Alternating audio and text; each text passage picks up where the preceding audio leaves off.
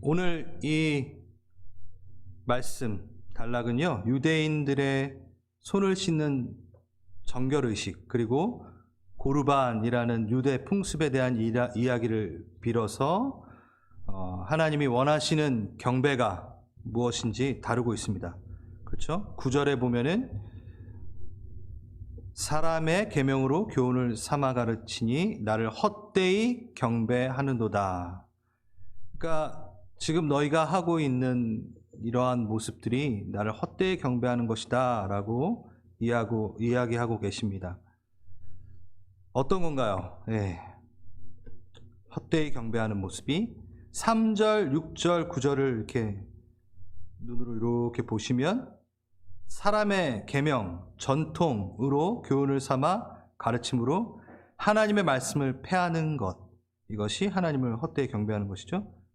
그래서 이어지는 모양이 8절, 11절, 18절 겉모양으로는 경배하는 것 같으나 마음으로는 하나님께로 멀어진 모습, 이것이 바로 하나님을 헛되이 경배하는 모습입니다. 오늘은 그래서 우리는 하나님을 헛되이 경배하는 것이 아니 참되게 경배하는 것이 무엇인가를 이야기하려 합니다. 경배에 대한 부분에 좀 광의적인 의미, 그러니까 우리의 삶을 다 경배의 삶으로 이야기하는 부분을 갖고 좀 이야기하겠습니다.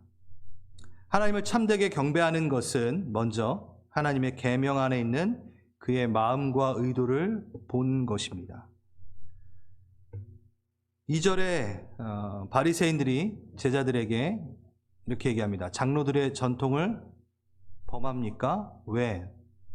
식사를 하기 전에 손을 씻지 아니합니까? 라고 이렇게 얘기합니다. 여러분, 식사 전에 손을 씻는 게 나쁜 건가요? 아니, 너무 좋은 거죠. 당연히 요즘 같은 시기에는 더더욱 저희가 손을 씻어야 됩니다. 바리새인들에게는 많은 의식법이 있었습니다. 그 중에 식사하기 전에 그리고 종교 의식을 하기 전, 후 손을 씻는 의식이 있었습니다. 여러분, 이스라엘에 가면 유대인들이 있는 밀집 거주 지역에는 세면대가 있는데요. 당연히 다 세면대가 있죠. 유대인들이 쓰는 세면대가 따로 있습니다. 제가 사진을 준비했는데, 지금 보이시는 사진은 제가 직접 찍은 사진입니다. 세면대가 있으면요, 물컵 같은 통이 하나 있어요. 그리고 또 사진 하나 더 있죠. 이건 통곡의 벽 들어가기 전에 있는 세면대고요. 제가 찍었다고 했던 그 사진도 통곡의 벽에 있는 화장실, 남자 화장실에 있는 세면대를 제가 찍은 겁니다. 이렇게 유대인들이 있는 그 화장실의 세면대는요, 이렇게 물컵이 하나씩 있습니다. 그 세면대에 다른 세면대가 고장 나지도 않았지만 충분히 쓸 수 있고 자리가 비어 있지만 유대인들은 그 자리에 줄을 서서 꼭 그 통을 사용해서 손을 씻습니다. 씻는다기보다는 손에 이렇게 붓는 건데요. 어떻게 하냐면 그 컵을 잡아서 왼손으로 먼저 잡으면 안 되고요. 오른손으로 잡아서 왼손으로 옮깁니다. 그리고 그 물을 붓습니다. 한 번, 두 번, 세 번. 그리고 다시 오른쪽으로 잡아서 왼손에 또 세 번 붓습니다. 뭐가 이렇게 어려워. 그런데 이게 그들이 계속해서 만들어낸 전통이라는 거죠. 물론 교파마다 또 차이가 있대요. 전후로 두 번을 해야 될 수도 있다고. 그러니까 화장실을 갔다가 화장실 가기 전에 하고, 왜냐하면 신체의 일부분을 하나님이 주신 거기 때문에 더러운 손으로 자신의 중요한 부분을 만질 수 없다. 그래서 씻고 이를 보고 나와서 또 하는 교파도 있고 뭐 여러 가지라고 하더라고요. 아무튼 이러한 전통들이 어디서 먼저 발생이 된 걸까요? 출애굽기 30장 20절 21절 제가 읽어보겠습니다. 그들이 회막에 들어갈 때 물로 씻어 죽기를 면할 것이요 제단에 가까이 가서 그 직분을 행하여 여호와 앞에 화제를 살을 때에도 그리 할지니라. 이와 같이 그들이 수족 손과 발을 씻어 죽기를 면할지니 이는 그와 그의 자손이 대대로 영원히 지킬 규례니라. 제사장들이 제사의 의식을 행할 때 하나님께서 명하신 이야기입니다. 여러분, 이 의미는 뭘까요? 하나님께서 이렇게 하라고 하신 의미는 뭘까요? 부정한 것을 씻어내고 하나님의 전에 깨끗한 마음을 갖고 깨끗하게 정결하게 나오라라는 의미가 있겠죠. 성별의 의미가 있습니다. 그런데 정말 그게 손과 발이 더러웠기 때문이라기보다는 하나님의 마음은 뭘까요? 이것을 씻어내는 시간 동안, 내가 이 몸을 씻어내는 시간 동안 내 마음, 나의 삶은 정결하게 되었는가를 점검하게 하기 위해서 돌아보라고 하신 장치인 거죠. 하지만 바리새인들은 그러한 의미, 동기는 다 없어지고 행위만 남은 거예요. 몇 번 부어야 되고 왼손으로 옮겨야 되고, 그러니까 그 행위를 하는 것에만 포커싱이 되어 있는 거죠. 그 의미, 그것을 하면서 무슨 마음을 가져야 되는지는 잊어버린 상태입니다. 그리고 나서 또 4절, 5절, 6절은 고르반 풍습에 대한 이야기가 나옵니다. 고르반이라는 말 들어보셨죠? 이건요, 하나님께 바쳐진 예물이라는 뜻입니다. 그러니까 하나님께 드려진 것이다. 이거는요, 또 제물을 성전에 바치는 맹세 가운데 사용되는, 이 풍습은 또 어디서부터 출발했을까요? 분명히 처음에는 말씀에서 출발했겠죠? 민수기 30장 1절에서 2절입니다. 모세가 이스라엘 자손 지파의 수령들에게 말하여 이르되 여호와의 명령이 이러하니라. 사람이 여호와께 서원하였거나 결심하고 서약하였으면 깨트리지 말고 그가 입으로 말한 대로 다 이행할 것이니라. 자, 이 말씀은 또 뭔가요? 하나님 앞에 결심하고 결단한 것을 진지하게 좀 받아들여라. 이게 나쁜 건가요? 그렇지 않죠. 하나님께 나의 마음을 드리기 위해서 결단한 것들을 지켜 행하라, 잘 지켜라 라고 얘기합니다. 그런데 이것이 어떻게 와전이 되고 어떻게 사람의 계명으로 변하게 되냐면, 하나님께 구별하여 드리기 원하는 제물을 우리 늙으신 부모를 모시기 위해 필요한 제물이 필요하더라도 내가 먼저 이것을 하나님께 드렸다라고 선포를 해버리면 우리 늙으신 부모님들을 봉양하는데 이것을 쓸 수 없다라는 사람의 계명을 만들어낸 거예요. 하나님은 그렇게 하라고 한 적이 없는데, 다만 너희가 서약한 거는 잘 지켜내야 돼 라고 얘기한 건데, 이거를 부모님에게 드릴 것이 없어도 무조건 하나님께 먼저 드려야 된다라는, 그러니까 사람의 해석과 계명을 만들어낸 겁니다. 처음엔 선한 마음으로 출발을 한 거죠. 그렇죠? 내가 하나님께 드리겠다고 한 거는 무조건 드린다. 그런데 변질되고 맙니다. 스스로 매이게 합니다. 하나님이 원치도 않는데.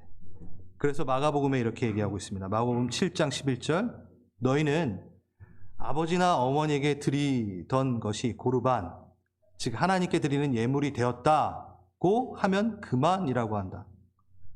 그래서 자기 아버지나 어머니에게 아무것도 드리지 못하게 한다. 그러므로 너희는 너희들의 전통으로 하나님의 말씀을 깨트리고 있다. 너희는 이와 같은 일을 많이 하고 있다. 예수님께서 이야기하신 겁니다. 정말 악하죠? 이것을 이용해서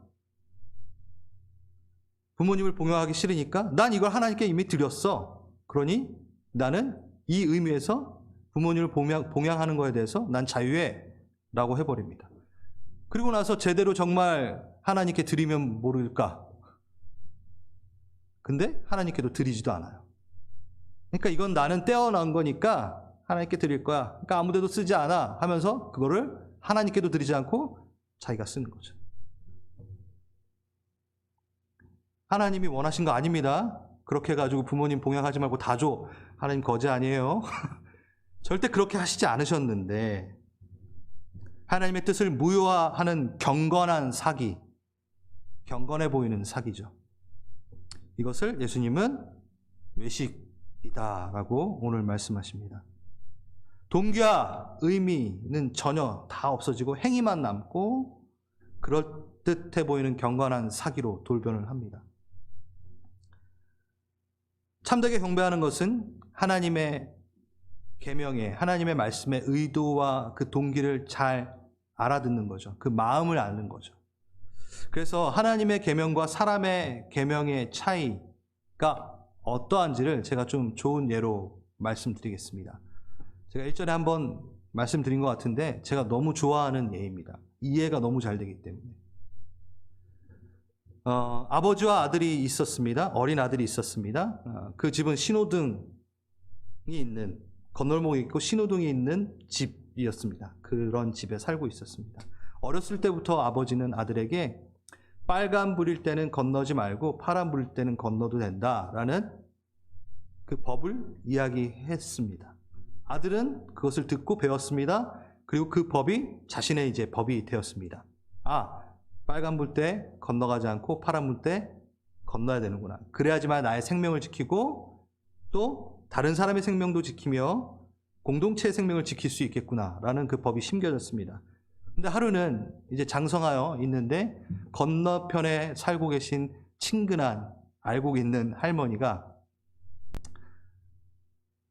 이렇게 짐을 머리에 이시고 왜 그런지 모르지만 빨간 불 때 건너시는 것을 발견합니다. 그 아들은 그 건너편에서 무엇을 선택했을까요? 갈등합니다. 이걸 어쩐다. 갈등할 필요 없겠죠? 그 아들은 어떻게 했을까요? 달려가 구하게 됩니다. 여러분, 생명을 지키는 신호등의 법을 이는 어긴 걸까요? 빨간 불 때 건너버렸어요. 어겼어요? 아니요. 그가 그 빨간 불이지만 달려가 할머니를 구해내고 사고가 나지 않도록 그는 선택하였습니다. 자, 제가 이 얘기를 하는 것은 그 법의 본질이 뭐냐는 거죠. 신호등의 법의 본질이 뭐냐는 거죠. 생명을 구하기 위한 법이라는 겁니다. 그런데 그냥 그 법만을 지키는 것을 위해 어떠한 누군가의 생명이 그 법에 의해 죽는 것을 방관한다라는 거죠. 이게 바로 의도와 동기를 전혀 모른 채 적용하는 하나님의 법입니다. 그러니까 사람의 계명인 거죠. 하나님은 우리에게 주신 법은 결코 그렇지 않습니다. 사랑의 법입니다. 살리기 위한 법입니다. 근데 이 바리새인들은 이것을 생명하고는 상관이 없이 죽이는 법, 죽어도 되는 법으로 활용하고 있었던 거죠. 그래서 동기와 의미를 바로 알고 하나님의 법을 지키는 것과 동기와 의미는 사라지고 행위만 남은 사람의 계명의 차이가 이렇게 있는 것입니다. 제가 말씀을 전할 때 자주 말하는 게 바로 마음이에요, 마음. 우리는 너무나 의식과 어떠한 형태, 많이 남은 예배를 드릴 때가 많습니다. 원칙만 있는 예배가 너무나 많이 있습니다. 그의 마음, 그의 생각, 그의 감정, 하나님의 마음을 알고 싶어하는 예배. 우리는 지켜내는 원칙에 헌신하고 있습니까? 아니면 그의 인격에, 그의 관계에 우리를 헌신하고 있습니까? 정말 자주 하는 말이죠, 제가. 인격에 헌신합시다. 오늘의 이 예배가 지금 온라인에서 드리는 그 예배가 주일이니까 드려야 돼가 아니라 하나님의 마음을 알고 싶어. 그 마음으로 우리가 드리는 예배였으면 좋겠습니다. 제가 갑자기 예수님은 예배에 대한 태도를 완전히 다른 태도로 이야기하고 있습니다. 바리새인들은 상세한 외적 행동의 정밀성을 추구하는 열정이 있어요. 그게 그렇게 나쁜 거는 아니에요. 그렇죠?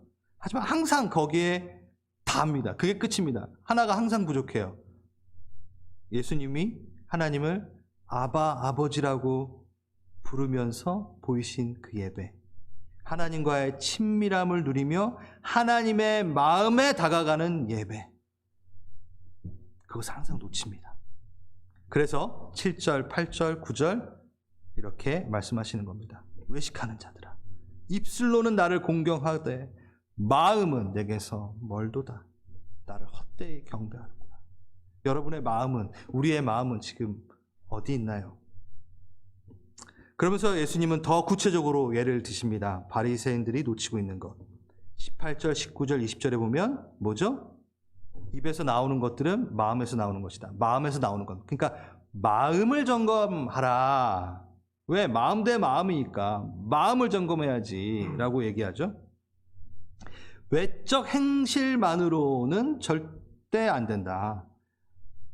외적 행실만으로는 참된 예배를 드렸는지 아닌지 헛된 예배를 드렸는지 잘 몰라. 이 겉모습만 보면, 그 의식과 원칙만 보면 몰라. 그래서 깨어 지켜야 되는 것은 마음의 정결이야 라고 얘기하는 게 바로 오늘 본문의 말씀인 거죠.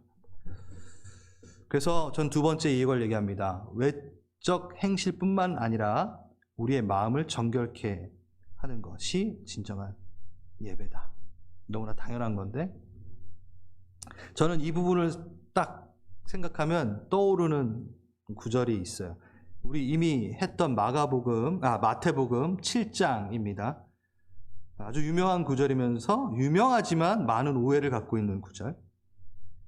마태복음 7장 21절, 나더러 주여 주여 하는 자마다 천국에 다 들어갈 것이 아니요 다만 하나님에 계신 내 아버지의 뜻대로 행하는 자라 들어간다.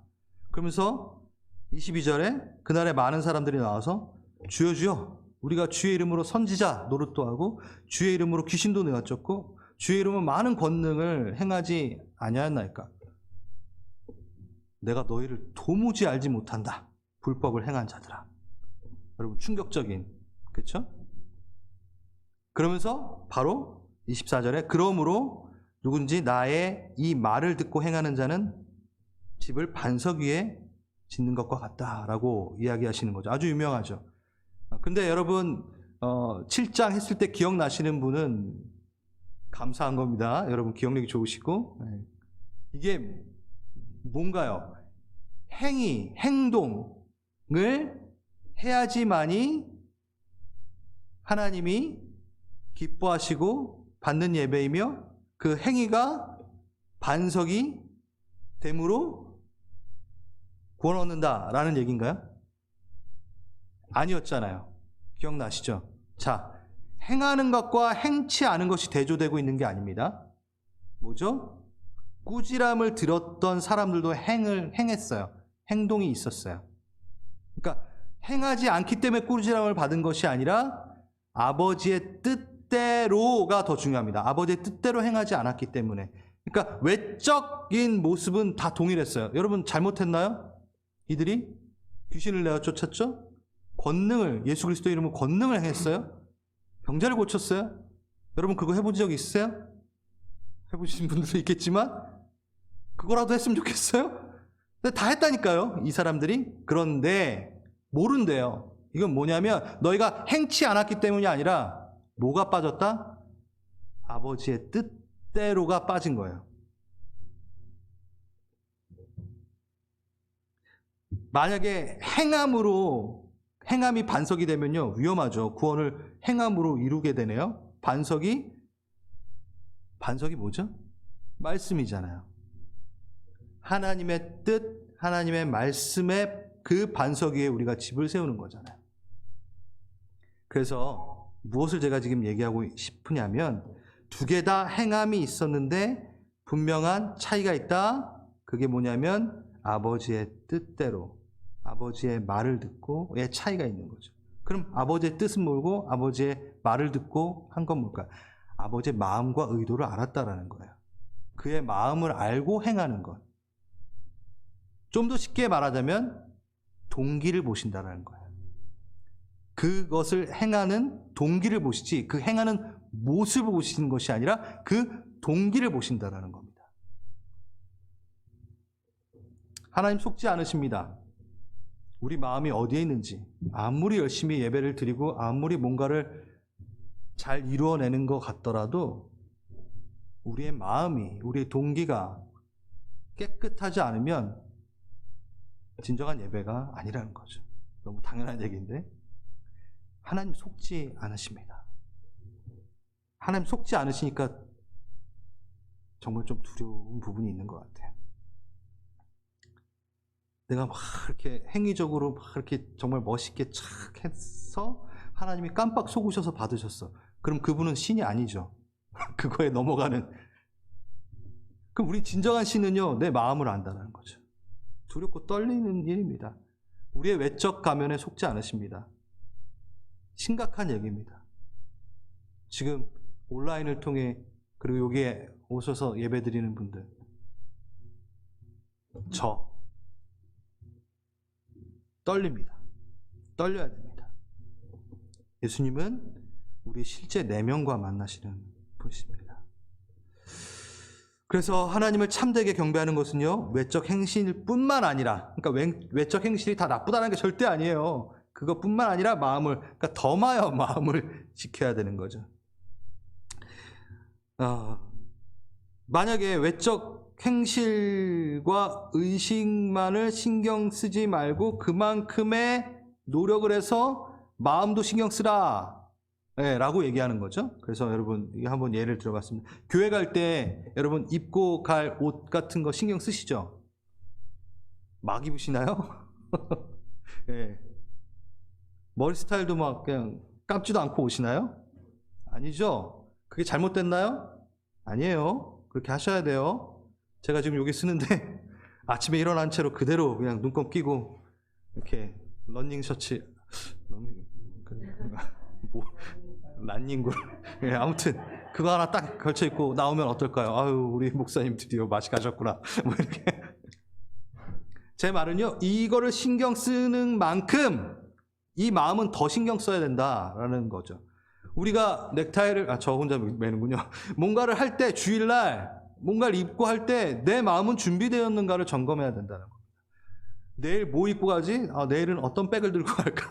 주일날 어떤 머리를 하고 갈까를 고민하기 이전에 그 주일 전에 나는 준비되었는가? 아니 매일의 경배, 매일의 예배를 난 드렸는가를 옷 입으면서 점검하는 거죠. 저는 그냥 목사니까 그렇게 준비한다고 생각하지 마십시오. 저는 토요일은 다른 날보다 더더욱 준비를 합니다. 말씀을 정리를 해야 되니까. 하지만 그 가운데 자연스럽게 미디어 금식이 됩니다. 토요일 날 저는 뭘 보고 즐길 타이밍이 없어요. 이렇게 모자르니까 목사 시킨 것 같아요. 만약에 제가 목사 아니었으면 토요일 날도 막 놀다가 밤새 놀다가 어이구 주일이네 하고 갔겠죠. 부족해서 하나님 저 여기 세우신 것 같아요. 여러분은 어떠신가요? 여러분도 목사 하셔야겠죠. 토요일날 그렇게 안 하시니까. 그겁니다. 외적 요소들을 신경 쓰는 만큼 우린 내적 요소를 신경 쓰고 있는가? 육신의 건강을 신경 써야 됩니다. 그렇죠? 우리 뭘 먹고 뭘 먹지 말아야 될지 잘 얘기 많이 합니다. 하지만 영적 건강은 얼마나 신경 쓰고 계신가요? 영혼은 병들어 죽어가고 있고 굶어 죽어가고 있는데 육적인 건강만 열심을 내고 있나요? 괜찮아요. 육적인 건강 챙기세요. 그런데 그거만큼 아니 그거보다 더 영적인 건강을 챙기십시오. 내가 육적 건강 챙길 때 한 번이라도 내 영적 건강 한 번 더 생각하면 그걸로도 대단한 것 같아요. 네, 의식과 어떠한 외적인 것들, 전통 자체가 중요하지 않다라고 얘기하는 것은 아닙니다. 왜냐하면요, 의식과 이러한 외적인 것들, 전통, 이것들은요, 공동체가 오랜 시간 동안 함께 지내다 보니까 아, 이게 필요하겠구나라고 하고 약속을 하고 지켜내는 질서와 같은 겁니다. 뭐 이런 거예요. 교회 예배 순서들이 있잖아요. 그 전통적인. 성경에는 그렇게 하라고 나와 있진 않아요. 근데 그걸 좀 많이 지켜내는 또 교단도 있고, 교동문. 네, 여러분 교동문이 뭔지 아시죠? 사도신경. 전너가 다 천재를 만드신 하나님 아버지를 내가 믿사오며, 그거 있잖아요. 그게 되게 믿음을, 우리가 뭘 믿고 있지라는 거를 한번 각인시켜 주는데 좋아요. 그 다음 끝나면 언제나 뭐 하죠? 주기도문. 그리고 찬양할 때는 꼭 찬송가가 들어가야 되는 찬송이 뭐 이런 모든 것들, 형태들, 이게 나쁜가요? 그렇지 않아요. 좋습니다. 그런데 우리 교회는 이걸 대부분 안 하고 있어요. 왜요? 이걸 지켜내는 것보다 우리가 더 마음을 들일 수 있는 예배를 찾다 보니까 이거를 하지 않아도 이거보다 다른 것을 선택하여 올려드리니까 더 예배가 예배다워지고 우리의 마음을 올려드릴 수 있어 하기 때문에 사도신경 안 하고 있고 교동문 안 하고 있고 그런 거예요. 뭐 장로교도 아니니까. 전 이거 준비한 건 아니지만 저희 예배를 지금 이것도 저희도 전통이에요. 지금 저희 예배의 순서가 우리에게 해보니까 가장 알맞았기 때문에 이걸 선택해낸 거예요. 근데 이게 되게 너무 또 매너리즘에 빠지고 이걸로 하나님께 더 집중하지 못한다면 전 과감하게 바꿀 수 있다고 생각합니다. 어떻게요? 말씀을 먼저 하고 찬양 시간을 뒤에 두든가. 저 그거 해보고 싶거든요. 말씀 전하고 찬양하면서 기도를 막 계속 한 30분 동안 하는 거예요. 찬양했다가 기도했다가 뭐 너무 하고 싶은데 뭐 이런 마음들이 있다는 거죠. 그냥 옛날에 이찬수 목사님이 분당 우리 교회 우리 이찬수 목사님이 제가 고등학교 때 우리 사역자셨어요. 고등학교 때 이제 다들 이렇게 졸고 있잖아요. 이렇게 예배 들어가면은 다 졸아요. 그래가지고 이찬수 목사님이 선택하신 방법이 뭐냐면, 왜냐면 우리 아이들이 주기도문 하면 예배 끝난 줄 아니까 주기도문을 먼저 하고 예배를 드렸대요. 그러니까 애들이 자고 있다가 주기도문을 하니까 벌써 예배 끝났어? 그런데 예배가 시작된 거였어. 뭐 그 짤에도 있어요. 근데 그 영상에도 있어요. 근데 진짜 그러셨어요. 막 찬양을 앞에다 할 때도 있고, 막 말씀 앞에 말씀 뒤에 찬양이 있고 막. 네, 액티브하죠. 그러니까 무슨 얘기냐면 전통의 궁극적인 권위를 가질 수는 없습니다. 뭐 이런 것들이 좋은 점이 있지만 하나님과 관계를 맺는데 그것이 하나님의 마음과 의도를 묻히게 한다면, 그런 역할을 한다면 점검을 해야 된다는 거죠. 네, 둘 다 중요합니다. 그렇기에 세 번째, 저는 외적 행실과 내적 정결에 대한 바른 태도가 필요하다고 생각합니다. 참된 예배를 위해서는. 18절, 19절 아까도 계속 얘기했지만 마음에서 나오는 것. 우리가 신경 써야 되는 것은 마음이라는 것. 네, 이거 너무 잘 알고 계시죠? 그런데 전 이 구절을 한번 보여드리고 싶습니다. 베드로후서 2장 8절. 여러분, 마음은 또 어디로부터 영향을 받을까요? 그러니까 마음을 지켜내고 마음을 정결케 하자라고 얘기했는데 계속 마음은 또 어디로부터 영향을 받을까요? 베드로후서 2장 8절. 그 의인, 롯이에요. 롯 말하는 거예요. 아브라함의 친척 말하는 거죠. 그들 가운데, 어디? 소돔과 고모라를 얘기하는 거예요. 롯이 소돔과 고모라 가운데 살면서 뭐라고 되어 있냐면, 보고 듣는 그들의 불의한 행실 때문에 날마다 그의 의로운 영혼의 고통을 느끼고 있었습니다. 쉬운 성경인데 어떻게 해요? 롯이 의로운 자였어요. 그런데 소돔과 고모라 가운데 보고 듣는 것으로 그 심령이 고통스러워지고 혼탁해집니다. 그 마음이 뭔가요? 우리의 마음은요, 우리가 뭘 보고 듣는 거에 영향을 받습니다. 너무나 당연한 얘기죠.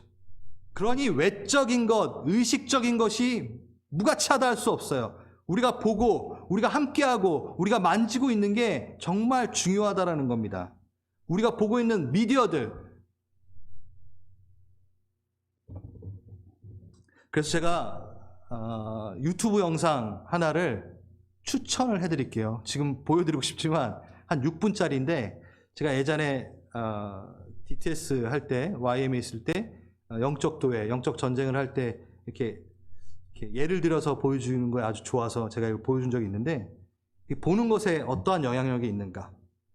그래서 잠재의식 효과 실험이라는 그런 게 있어요. 제가 그거를 링크를 보내드릴게요. 예배 끝나고 꼭 보십시오. 이걸 보시면요, 원래 생각했던 내 생각인 줄 알았는데 알고 보니까 다 밖에서 갖고 온 생각이 였다라는 거. 그러니까 내가 보고 들은 게 무의식 속에 내 생각이라고 착각할 정도로, 나는 이거 내 생각인데 하는데 알고 보니까 다 내가 방금 보고 들은 거를 내 안에 재해석해서 그냥 갖고 꺼낸 거밖에 안 되는 그런 영상이에요. 근데 그걸 보면서 야, 이거 말씀 없으면 나 죽겠다.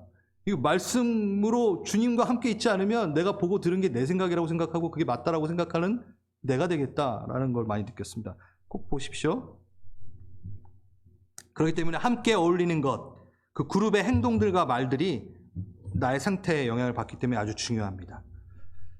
여러분 어떠신가요? 온라인 예배 드리시는 여러분, 여러분의 지금 환경은 어떠신가요?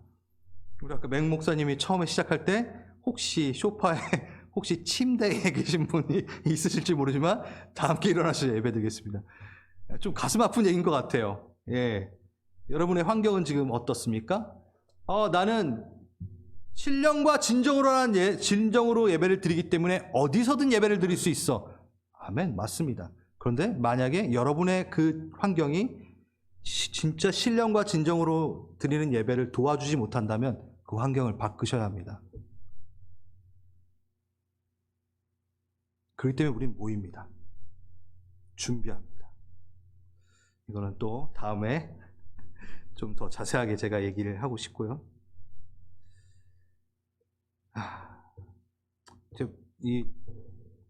정말 섬기는 또 교육자로서 제가 좀 약간 기도하고 좀 두려워하고 있는 부분이 있어요. 매주 여러분이 원래 예배를 나오셨잖아요. 그리고 우리 매주 나와서 지금 한 번도 쉬지 못하고 매주 나와서 섬기는 분들이 있습니다. 온라인 예배 때문에. 그렇죠? 그래서 지금 다른 분들은 집에서 드리고 있고 또 어떤 분들은 격주로 나오기도 해요. 근데 저번에 한번 이렇게 온라인 예배팀이 얘기를 하다가 나는 왜 매주 나와야 돼요? 이렇게 끄떡끄떡거리시는 분이 있는데 근데 그분만이 아니라 만약에 그분처럼 다 계속 매주 이렇게 나와서 섬기셨다면 왜 딴 사람들은 격주로 나오는데 왜 나만, 여러분 원래 매주 나오셨어요. 그래서 수요예배를 해야 되는데 솔직히 수요예배 이제 30% 되면 우리 할 수 있잖아요. 그래서 건물 가용 인원 30% 되면 우리 수요예배 할 수 있어요. 왜냐하면 수요예배 그만큼 많이 나오시지 않고 30% 내로 항상 오셨기 때문에 할 수 있어요. 그럼 참 걱정입니다. 이거 다시 한다 그럴 때 어떠한 반응들이 나올까? 몇 명이나 나오실까? 이게 우리입니다. 이게 우리의 연약함이에요. 자, 지금까지 나온 부분만 좀 정리를 해본다면 우리의 손을 씻는 것, 손을 깨끗하게 하는 것만으로 우리는 진정한 예배를 드리지 못한다는 겁니다. 외적인 행실과 행위 가운데. 심지어 이것을 신경 쓰다 보면 진짜 신경 써야 되는 마음의 정결을 또 놓치게 됩니다. 하지만 외적 의식과 행실을 무의미하다 할 수 없는 게 외적 행실, 우리의 마음이 어떤지, 이 외적 행실을 통해서 우리의 마음이 어떤지 확인이 돼요. 그렇죠?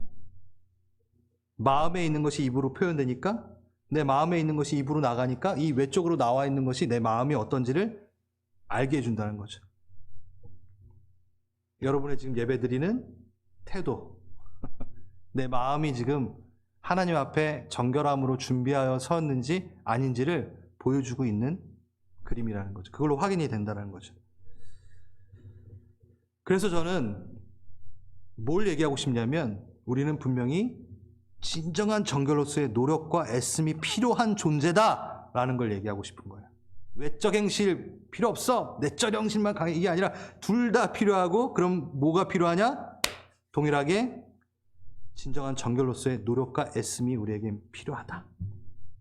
여러분, 예수 그리스도의 십자가라는 그 내가 값을 치르지 않고도 받은 그 은혜, 전적인 주님의 대속적, 대리적 성취의 그 은혜를 입었습니다. 그 은혜를 입었다 하여 우리가 정결로서의 애씀, 순종의 의무에서 결코 벗어난 게 아닙니다. 예수님이 다 알아서 하셔. 우리 대신 다 성취해 주셨으니까 난 가만히 있어도 돼 라고 성경은 얘기하지 않고요. 복음은 순종의 의무를 제거해 버리지 않고 복음은 참된 순종의 길을 제시합니다. 참된 정결의 순수성을 갖고 나아가라, 애쓰라 라고 얘기하고 있습니다.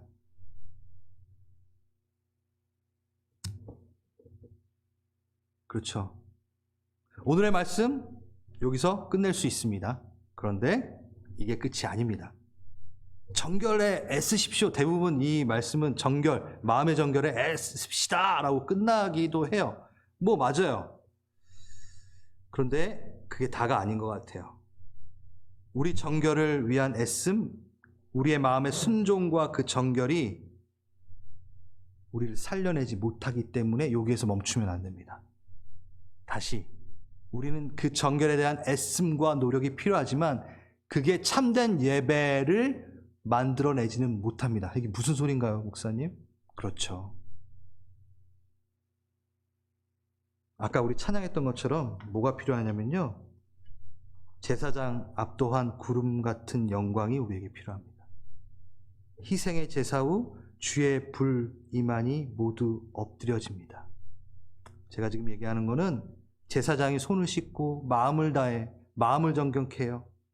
희생제사를 드리기 위해 번제를 갖고 오고 온 마음을 다해서 정성을 들여서 우리가 정결로 나아갑니다. 근데 그게 예배의 완성이 아니라 그걸 보시고 임하시는 예수의 영광이 예배를 완성케 합니다. 그래서 여전히 우리는 궁극적으로 하나님의 손이 필요합니다. 다윗은 이렇게 얘기하고 있습니다. 시편 139편에 1절, 여호와여 주께서 나를 보살피셨으므로 나를 아시나이다. 주께서 내가 앉고 일어섬을 아시나이다. 멀리서도 나의 생각을 밝히 아시오며. 이 멀리서도라는 뜻의 원래 원어의 뜻은요, 그 근원에서부터, 내 그 깊은 곳에서부터 내 생각까지 다 밝히 아십니다. 내 마음의 깊은 의도, 나의 그 들어가 있는 나의 그 밑바닥에 있는 생각, 주님 다 아십니다. 3절, 나의 모든 길과 내가 눕는 것을 살펴보시고 나의 모든 행위를 익히 아시오니 여호와여 내 혀의 말을 알지 못하는 것이 하나도 없으십니다. 하나님 다 아신다는 거. 주께서 나의 앞뒤를 둘러싸시고 내게 안수하셨으니 이 지식이 내게 너무 기이합니다. 하나님의 이 지식이, 하나님의 이 능력이 참 기이합니다. 그래서 그것을 높여드리며 나아갑니다. 주의 영을 떠나 내가 어디로 피하리이까? 이 지식이 무슨 지식이라고요? 나에 대한 하나님의 온전한 지식, 나보다 더 나를 잘 아시는 주님의 지식. 내 마음을 내가 아는 것보다 내 마음의 동기까지 더 잘 아시는 주님. 그래서 우리가 마음을 정결케 하고 드린다고 할 때 우리의 애씀과 노력으로 끝나는 게 아니라 다윗의 기도가 필요합니다. 주님, 나에 대한 온전한 지식을 갖고 계신 주님, 내 마음을 좀 살려주십시오. 이 더러운 마음, 이 강박한 마음, 주님 정결케 해주십시오. 하나님께 맡깁니다. 마무리하겠습니다. 우리는 하나님의 손이 필요합니다. 여러분, 다시 맨 앞으로 돌아가 한번 손을 주목해 보십시오. 바리새인들은 손을 씻지 않은 것에 대해서, 씻었는가 안 씻었는가에 대해서 물어봅니다. 우리의 손을 한번 보십시오. 여러분, 손 씻으셨나요? 제가 말씀드렸죠. 손을 씻지 않는 게 잘한 게 아니라는 거. 씻어야 됩니다. 씻으면서 우리가 뭘 해야 된다고? 그 안에 있는 동기를 점검해 봐야 된다고 말씀을 드렸죠. 손을 열심히 씻습니다. 정결로 나아갑니다. 준비합니다. 예배를 준비합니다. 주님 앞으로 나아가는 것에 대해서 내 마음가짐과 내 태도와 내 환경을 준비합니다. 거기서 끝나는 게 아니라 내 마음을 준비합니다. 무엇을 끊어야 되고 무엇을 더 해야 되면 무엇을 멈춰야 될지를 결정해 나갑니다. 그게 정결의 애씀입니다. 그것이 있습니다. 그리고 그게 끝입니까? 아니죠. 하나님의 영광이 필요합니다. 그래서 여기서 손을 주목하는데요. 이제는 누구의 손을 주목할까요? 내가 씻었는가? 내 마음의 손을 씻었는가? 아니, 이제 하나님 예수 그리스도의 손을 인식해야 내야 됩니다. 그 손이 나를 만지는 것을 여러분이 느끼셔야 합니다. 그거에 대해서 잠깐 얘기합니다. 마태복음은요, 예수님이 구약을 완성하는 이야기로 가득 차 있습니다. 유대인들에게 예수 그리스도가 메시아다, 구약의 모든 예언들을 이분이, 이 한 사람이, 이 한 삶이, 이 한 몸이 다 성취하였다라는 것을 나타내는 게 바로 마태복음입니다. 그래서 이 마태복음은요, 이 유대인들이 잘 알고 있는 개념으로 전달을 해요. 마태복음의 기적은 그래서 뭐부터 시작하는 줄 아세요? 요한복음은 뭔지 아시죠? 마태복음의 기적은 나병 환자를 고치는 기적부터 시작을 합니다. 부정 환자. 그런데 그 나병 환자에게 아무도 손을 대지 않은데 누구만 손을 댑니다. 누구? 예수의 손이 그를 댑니다. 예수의 손이 탁 대어졌을 때 원래 유대인의 개념으로는 그 나병 환자가 어떻게 될까요? 만약에 예수님이 하나님이라면, 부정한 것에 하나님의 거룩이 임하면 어떻게 되죠? 죽어야 돼요. 근데 나병 환자가 오히려 부정한데 정결해집니다.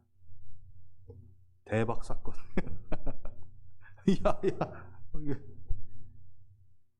부정하였으나 예수의 손이 대이자마자 정결로 거듭나게 됩니다. 그리고 구원을 얻습니다.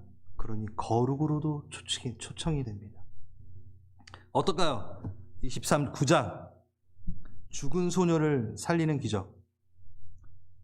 요한복음에서는 예수님이 말씀으로 나사로를 살려내잖아요. 근데 여기서는요, 직접 소녀의 손을 잡으십니다. 계속해서 마태복음은 터치, 만지신다는 게 나와요. 직접 만지시는. 14장 30절. 저번 주에 했죠. 베드로가 물에 빠졌어요. 어떻게? 손을 내밀어. 손! 그리고 34절, 35절, 36절. 사람들이 병자들을 데리고 와 예수의 옷자락에 손을 대게 하시기를 간구하더니 손을 대는 자는 나음을 얻었더라. 손.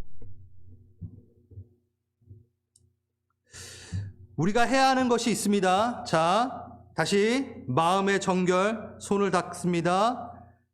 마음의 손을 닦습니다. 마음을 닦습니다. 그것이 하나님을 참되게 하는 예배가 됩니다. 하지만 그걸 완성시키진 못합니다. 무엇이 완성되냐면 그의 손이 우리를 완성시킵니다. 그의 손이 우리를 압도해야지 진정한 예배가 되어집니다. 우리의 역할은 뭘까요?